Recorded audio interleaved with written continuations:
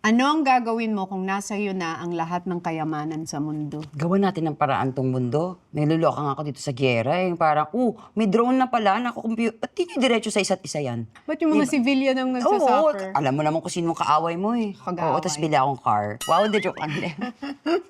Oo, tapos bigyan ko ng statue si Empoy sa Wow. France. Wow. Di ba sa Blooming Treat? Wow, sa France ka pa ilalagay. Sa France nga. Gusto ko nga rin eh. Anong posing mo pag naka-statue ka? Rar. Hindi, gusto ko kita yung ngipin. Yan. Yan ang Yan ang perfect. statue mo. Gusto ko nga pa-veneers to eh. Kanina part na yan. pinag-uusapan namin. So, magpapa-veneers na ba tayo? Matanda na tayo. Empoy, sabi ni Empoy, yung kaibigan ko naka-veneers, hirap na hirap kumain. Mahirap ba kumain pag veneers? Ako, sabi niya. Huwag ka na magpa-veneers. Enjoy mo na yan. Tsaka nabuhay ka na ng ilang taong ganyan. Hindi kasi yung kaibigan ko sa bagang lang. Pwede ba yun? Hindi, hirap siya kumain dahil bagang. Baka gumagaling pa. Kaya nga. Ikaw, anong gagawin mo pag nasa iyo lahat ng kayamanan ng mundo? Hindi ko alam.